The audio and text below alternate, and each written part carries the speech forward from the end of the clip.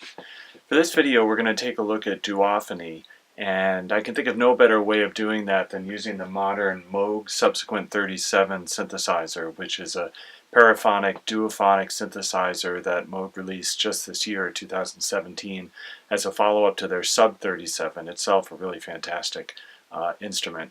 Only subtle changes between the two, with the summing bus having a bit more headroom and the overdrive circuitry having a little bit different characteristics than the first one. So one's not necessarily better than the other, they just both have different characteristics to them. So we're going to take a look at Duophony, and I think the best way to do this for you to see what's going on is to use the companion software that Moog ships with the Subsequent 37. So we're going to switch over and take a look at the computer screen now.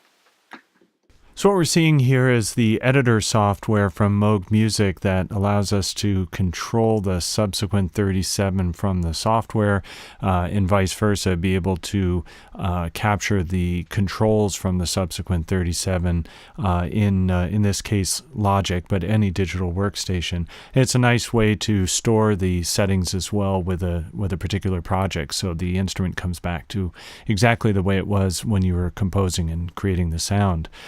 So let's take a look at Duophony right now. I'm going to use the hardware controls on the surface, but you'll see as I make adjustments that that'll be visible and represented on the plugin as well. For example, I'm turning oscillator 1's volume right now in the mixer, and you'll see that knob moving in the mixer control. You'll also see the Moog Music logo in the top right-hand corner blinking as it receives MIDI data. In the center of the plugin, you'll see the Duo mode lit up, and if I press the button on the instrument, you'll notice it goes out. So right now we're in a standard monophonic analog synth mode. So if I play a little bit of this,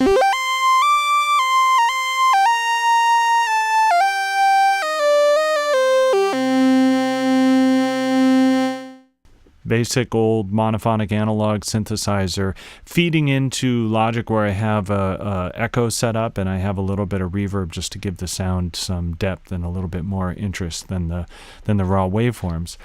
What happens on a two oscillator instrument like this Subsequent 37 is any note that's pressed sounds both of the oscillators concurrently, and so anything that you do in terms of defining a waveform that you want for each of those two, they become layered. So perhaps detuning them so that you get a richer quality, or spreading them across multiple octaves, two different octaves, to create a wider, broader pitch range that's being represented.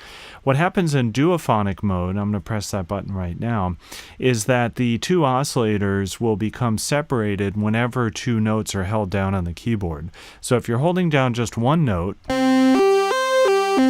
it sounds exactly the way it did before. If I hold down two notes, the two oscillators become separated. In this case, oscillator 2 is going to sound on the lower note, and oscillator 1 is going to sound on the high.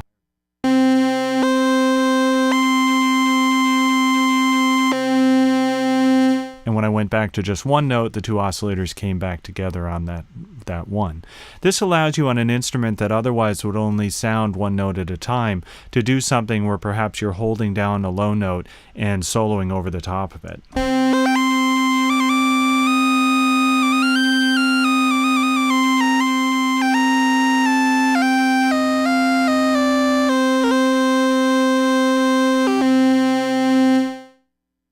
So that's Duophony. It was a baby step towards polyphony, but it was later found that the only way true polyphony could be handled outside of an organ setting on a synthesizer where you could have true envelope control over each of the notes wasn't until we had digital control, and we could use digital logic as a way of controlling oscillators and more intelligently determining which oscillators needed to sound and reproduce which notes being held down on the keyboard.